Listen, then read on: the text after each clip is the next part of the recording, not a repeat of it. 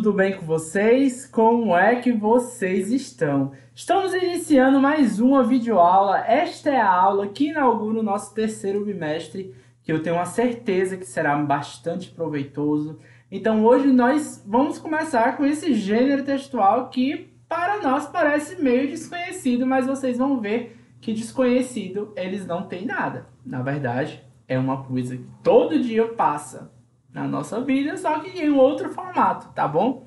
Que é o fotonovela. Então hoje nós vamos estudar esse gênero textual, por isso pegue seu caderno, anote tudo aquilo que você entendeu e anote tudo aquilo que você não entendeu e vem comigo aprender um pouco mais de língua portuguesa. Vamos lá? Gente, a novela...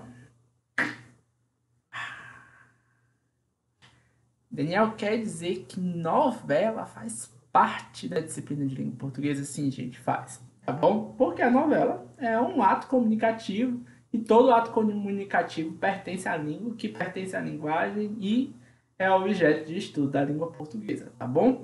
Então, gente, falando da novela, tá? Algumas famílias têm o hábito de se reunir à noite diante da televisão para acompanhar telenovelas, ou seja, são as novelas que passam na televisão, tá bom?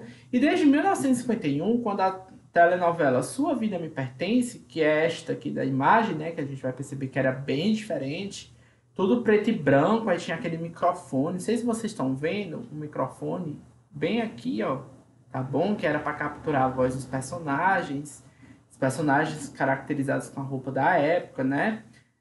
E essa novela estreou na TV Tupi, de São Paulo.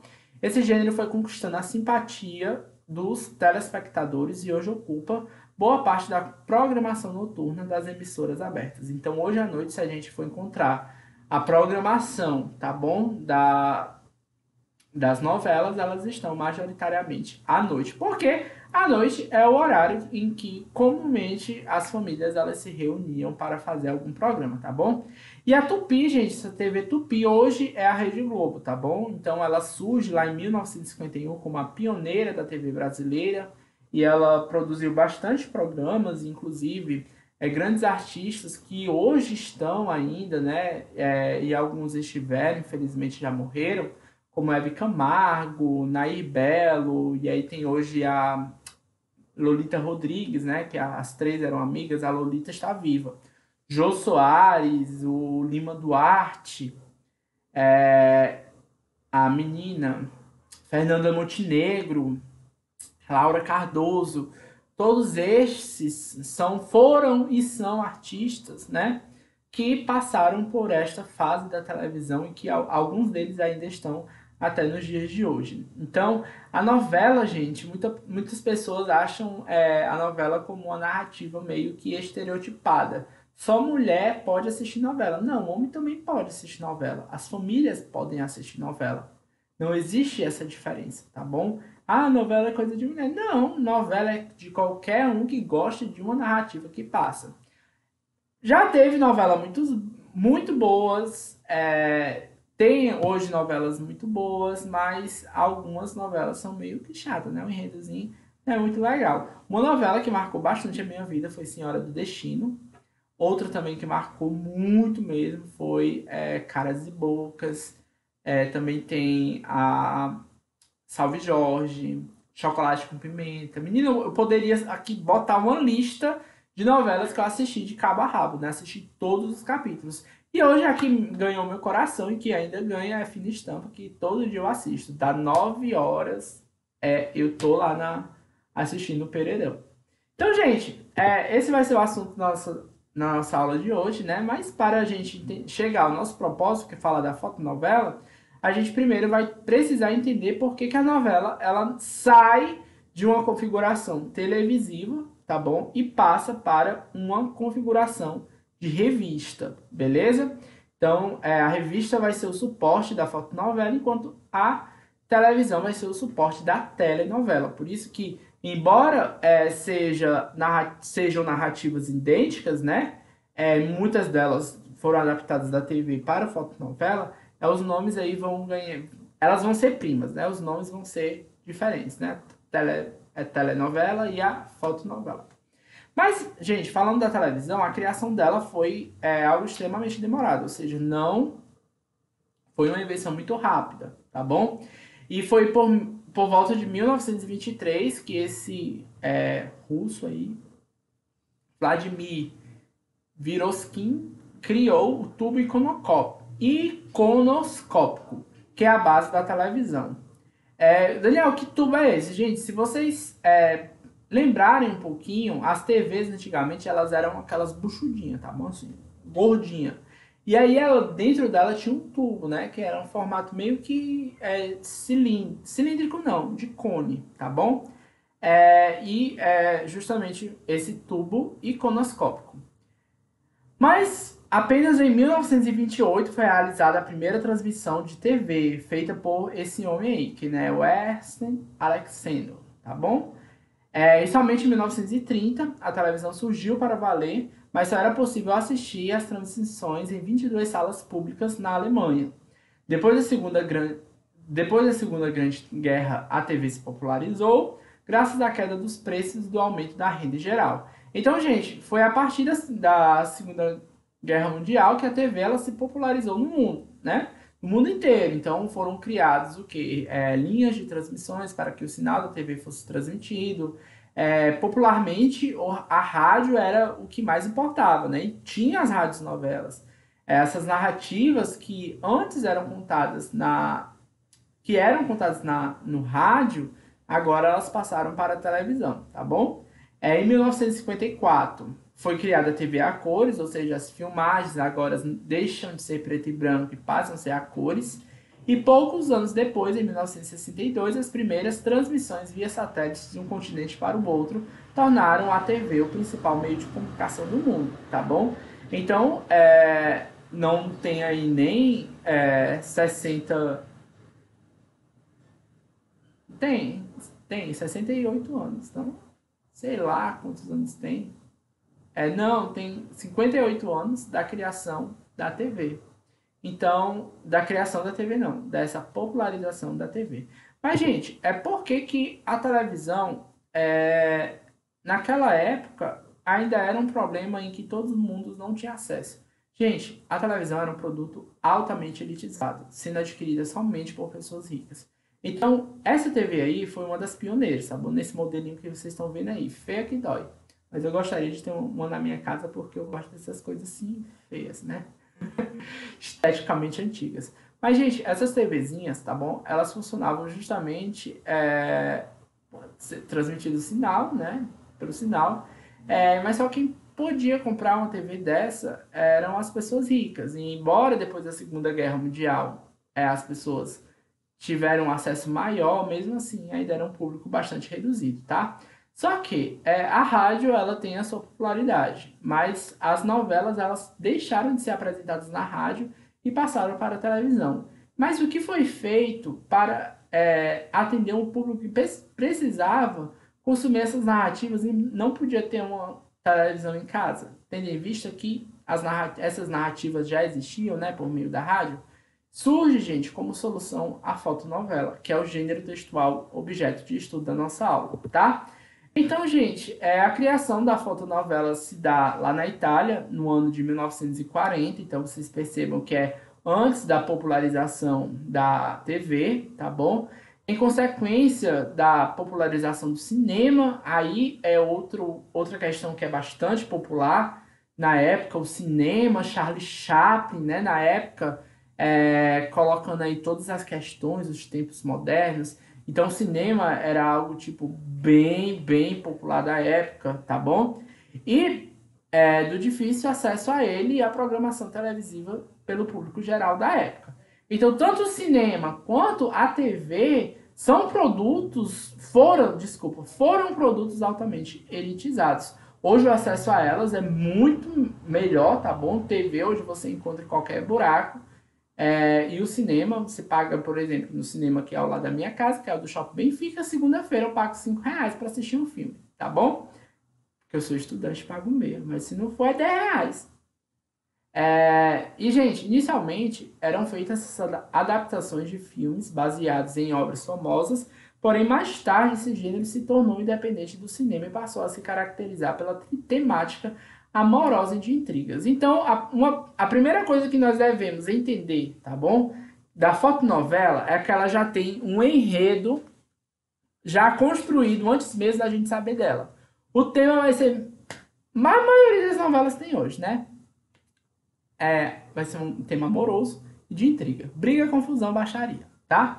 E a fotonovela, gente, é um texto que junta o verbal, tá certo? E a fotografia. Então, Daniel, como é? Eu não tô entendendo essa fotonovela, não. Como é que isso vai aparecer? Gente, tem as histórias em quadrinhos? Histórias em quadrinhos são desenhos, não é? As HQs. Só que a fotonovela vai ser muito parecida com as HQs. Só o que acontece? Vai ser fotografias em vez de desenhos, tá bom? Dessa forma aqui. Então, gente, vocês estão percebendo aqui que é uma revista aberta, tá? O suporte de uma fotonovela é a revista ou o jornal quando este tinha espaço para abrigar uma fotonovela, tá? E aí, gente, vocês estão percebendo ó, que são fotografias que foram retiradas aí das pessoas, né? E que vão colocar a cena. E aí tem aí a mulher, né, falando com esse homem. As letras aqui estão bem pequenininhas, não dá para enxergar. Mas aqui, gente, é uma narrativa. É uma narrativa porque conta uma história, tá bom? E é uma fotonovela porque, primeiramente, para ser novela tem que ter caráter episódico. Ou seja, ser dividido por meio de episódios. E aí eu tenho um episódio 1, tenho um episódio 2, um episódio 3, e assim eu vou construindo um enredo na minha narrativa, tá bom? Que é novelística. E a novela, gente, ela tem uma periodicidade já determinada. Hoje, na nossa programação televisiva, a programação da novela, ela é diária, tá bom? E o que é que vai diferenciar a série para a novela? As duas têm caráter episódico, tá bom? A série, ela tem episódios e a novela também tem episódios. Só que o período que eu tenho para assistir um episódio, tá? Dentro de uma série é diferente. Por quê? Algumas séries já estão disponíveis, algumas séries já estão disponíveis todos os episódios ali. Só que outras séries, ou na novela, desculpa, não ocorre isso não, tá bom? Elas vão ser postadas dia após dia, tá certo? Em um determinado período. Hoje as novelas passam de segunda a sábado, domingo é a trégua delas, tá bom? E aí hoje, quem assiste Globo, né, tem o Fantástico, que eu particularmente assisto. Gente, então aqui eu apresento para vocês a fotonovela, tá bom? Então a gente vai perceber que de fato junta o texto verbal, que são essas narrativas aí dentro dos balões, né? Esse texto escrito aí dentro dos balões, juntamente com a fotografia, tá bom? Daniel, como é que pegavam os filmes e as novelas que eram feitas nessa época e adaptavam para a fotonovela? Eles adaptavam justamente porque o cinema, a filmagem, tá bom? São várias fotografias que são capturadas em milésimos de segundos e depois juntas elas dão essa ideia de movimento. Então isso é a composição do vídeo, várias fotografias reunidas. Por exemplo, alguns celulares como o iPhone, se você apertar lá uma opção de live, tipo, a foto ela ganha movimento. Por que ela ganha movimento? Porque ela é uma sequência de fotografias que, colocadas em um contínuo, tá bom? Em um determinado tempo, elas ganham esse movimento. E era a partir do recorte de uma dessas fotografias que se fazia aí as fotonovelas, tá bom? Então, a fotonovela veio para dar ao público as narrativas novelísticas, episódicas, a esse público que não podia comprar uma TV, mas podiam ter acesso, sim, a uma revista, né? E geralmente, naquela época, gente, uma pessoa comprava, fazia ali a vaquinha, comprava a revista e depois passava para outra, tá bom? E a todos que colaboraram. Gente, na fotonovela vai ter algumas características que são já prototípicas dela, tá bom? As ações são apresentadas em sequência cronológica, então tem o início, meio e fim da narrativa, tá bom? E o narrador ele vai ter relevância aqui dentro desse texto, porque ele vai exprimir algumas opiniões. Se vocês pegarem determinadas peças teatrais, eles têm determinadas passagens que o narrador coloca a sua opinião. Aqui na fotonovela vai ter muito disso, tá bom? O narrador ele vai dar a sua opinião dentro do texto. Os personagens da fotonovela, eles são estereotipados, tá bom? Eles já nascem com uma determinada construção. Por exemplo, os bons, os maus, e estes sempre se arrependem e são castigados no final da história, tá bom? Então vai ter aqueles personagens que vão começar a narrativa bom e vão terminar bom.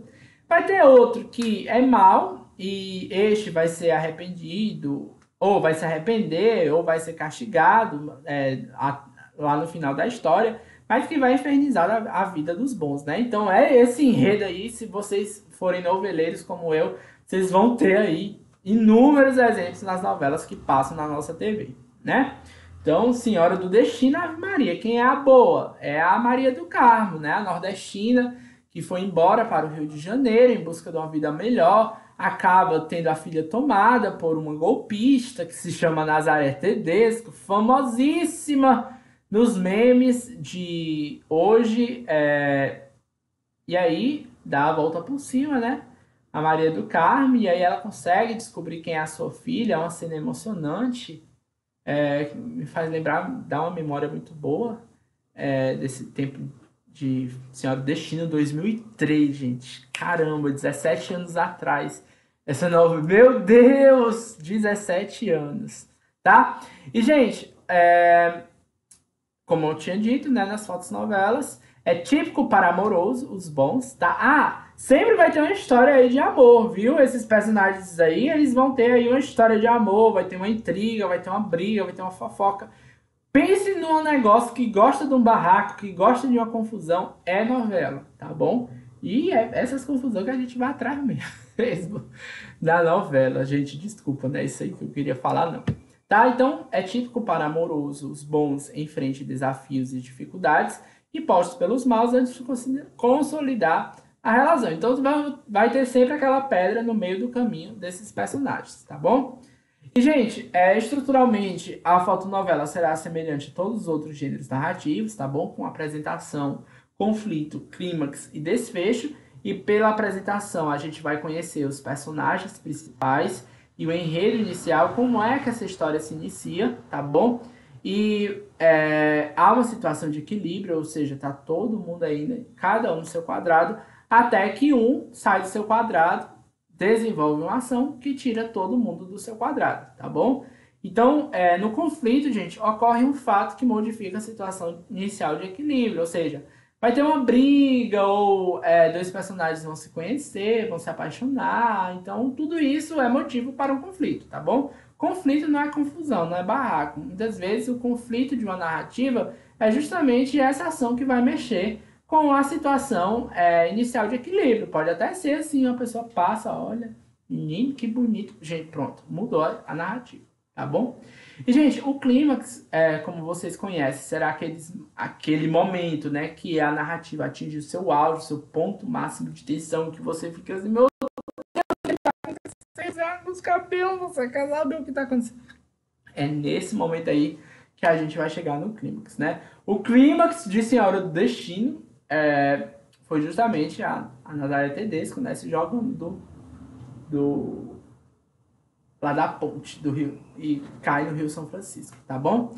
E, gente, o desfecho é o final da narrativa, quando os conflitos eles são solucionados, tá bom? Então, a narrativa, sobretudo aí da fotonovela, desenvolvido não, ele é solucionado, beleza? E, gente, se a fotonovela é uma narração, ela vai ter aí o quê? Elementos da narrativa, né? Que são narrador, enredo, personagens, tempo e espaço. Então, o narrador vai ser aquela pessoa que conta as ações vividas pelas personagens, tá bom? E esse narrador não é o autor, tá? O narrador é criado, ele é projetado pelo autor para contar essa história. O enredo vai ser o conjunto das ações vividas pelas personagens. Os personagens, né, são os seres ficcionais que vivem as ações do enredo. E na novela, na fotonovela, embora os atores sejam reais, ali eles estão exercendo um papel fictício, tá bom? O tempo o período de duração das ações do enredo, a época em que os fatos narrados acontecem. Por exemplo, Senhora do Destino, na época era atual, né? Mas, por exemplo, outra novela que marcou muitas pessoas foi Chocolate com Pimenta. E Chocolate com Pimenta não se passava no Brasil da época que se passou essa novela. Se passava, tipo, 1950, 1900, ou antes, acho que antes, 1940, por aí, tá bom? E o ambiente é o local onde vai ocorrer as ações, tá bom? E, gente, narrador nós vamos ter 3 tipos, né? E esses narradores vão ser divididos justamente pelo foco narrativo que será escolhido pelo autor. Então, se o autor prefere uma escolha em primeira pessoa, nós vamos ter aí um narrador personagem que vai ser aquele que vai contar a história do ponto de vista de um personagem. Ou seja, este narrador ele vai participar como personagem, vai desenvolver uma ação, tá bom? Dentro do texto, tá? Pode ser principal, pode ser secundário, não importa. O que importa é que ele vai estar lá dentro da história participando das ações, tá bom? E aí, gente, quando o autor ele escolhe aí, um foco narrativo em terceira pessoa, esse narrador ele vai estar fora da história. Ele não vai contar dentro do ponto de vista da história.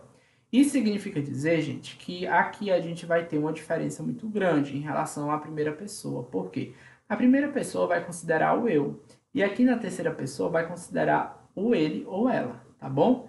E vamos dividir aí o foco em terceira pessoa em 2 tipos de narradores. Aquele que é onisciente e aquele que é observador.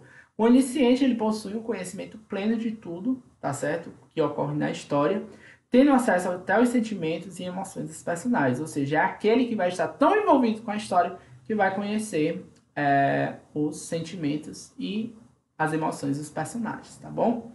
E o observador, ele não vai ter nada disso, não. Ele vai apenas contar a história. Vai contar apenas aquilo que ele observou. E não consegue ter acesso aos sentimentos e emoções dos personagens. A partir do momento que ele diz assim, Nazaré Tedesco, uma mulher frustrada, pronto, já se tornou aí o narrador onisciente. Agora dizer assim, Nazaré Tedesco, a vilã de Senhora do Destino, narrador observador. Mas dizer, Nazaré Tedesco, uma mulher frustrada, que bota aí esse sentimento dela, né, que de fato ela é uma frustrada, já se torna um narrador onisciente, beleza?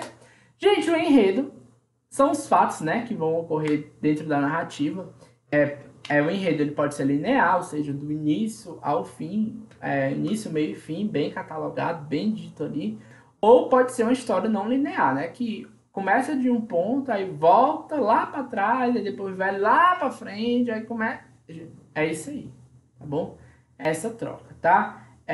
E aí quando a gente encontra justamente esse enredo linear, segue a sequência cronológica, enquanto o não linear não segue uma ordem cronológica. Fica aí nesse, ó. Um exemplo de narrativa não linear é uma série chamada Dark. Dark é completamente não linear. Pense numa narrativa que eu tive dificuldade de entender justamente por conta dessa não linearidade. Foi, assim, difícil de entender, tá? Gente, aqui nos personagens o babado é mais forte. Por quê que o babado aqui é mais forte? Porque a gente vai ter algumas questões dentro das fotonovelas que vão importar bastante, tá bom? Então, nos personagens a gente vai ter aí uma classificação conforme o nível de atuação e importância no enredo. Ou seja, qual é a importância desse personagem dentro da fotonovela? Ele vai ser um personagem que é protagonista, ou seja, que vai participar protagonizando, sendo a pessoa principal da história, cujo foco das ações vão se voltar a ela, ou vai ser antagonista, que vai ser aquele personagem que vai se opor aos interesses do personagem principal, e aí pode ser uma pessoa, sentimentos, grupos sociais, instituição, ou alguma questão de ordem física, psicológica, social, e aí a gente vai encontrar muito, muito mesmo, tá certo? Esses antagonistas dentro das novelas. Por exemplo, a antagonista de Fina Estampa é uma rica, tá bom? A Tereza Cristina, ela é a vilã, tá bom? Se todo mundo assiste e não sabe quem é a vilã de Fina Estampa, é a Tereza Cristina. E, gente, nós vamos ter também os personagens secundários, que também são chamados de coadjuvantes, tá bom?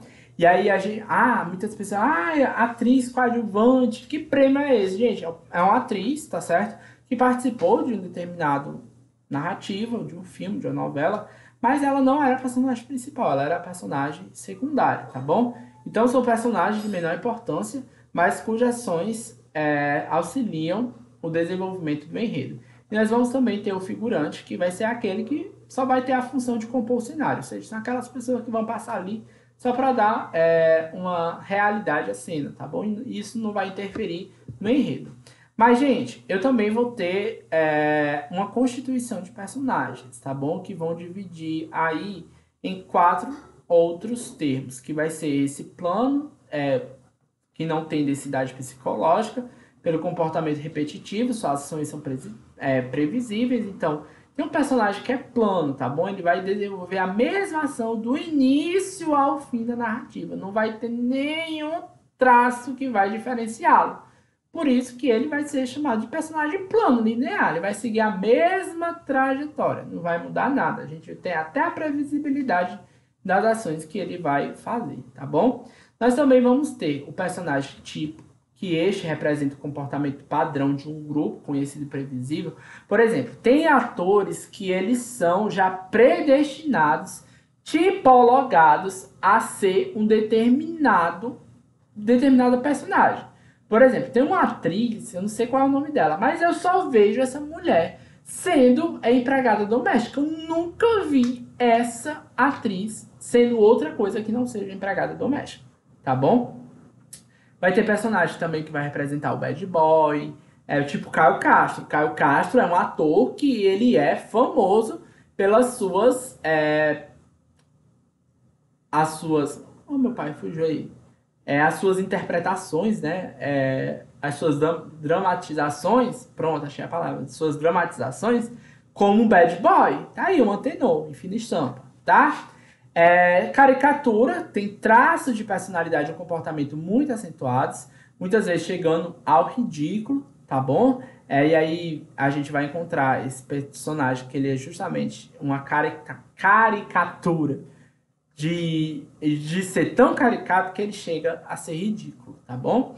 Nós vamos ter aí o personagem esférico, que apresenta uma complexidade e profundidade psicológica e tende a evoluir na trama. Ou seja, é esse personagem, gente, que vai se desenvolver na trama. Ele vai começar com uma coisa que é muito simples e ele vai se tornar um personagem complexo. Que no caso aí é a Griselda, né? A Griselda é uma mulher que começa pobre, ganha na loteria, se torna rica, mas mesmo assim ela não deixa de trabalhar e passar perrengue. Ela passa muito perrengue, tá bom? Sobretudo com a Tereza Cristina. Gente, tempo cronológico ou psicológico, tá? Cronológico é aquele que é de acordo com... tem início, meio e fim, e o psicológico, tá bom? Ele se passa dentro da cabeça dos personagens, tá? E vai ser dividido justamente nesse quesito. E o espaço, gente, vai ser, assim como o tempo, dividido entre real e psicológico. O real é o local onde os personagens vivem os fatos do enredo, e o psicológico será o espaço das memórias da personagem quando se lembra de fatos passados, tá bom? E aí, gente, encerramos a aula de hoje. As atividades estão lá nas páginas 9 e 10, questões 1 a 3, páginas 11 e 12, questões 7 a 10, páginas 14 e 15, questões 11 a 14, página 16, questões 15 a 17. Se cuidem, até a próxima aula, fique com Deus e um beijão. Beijo!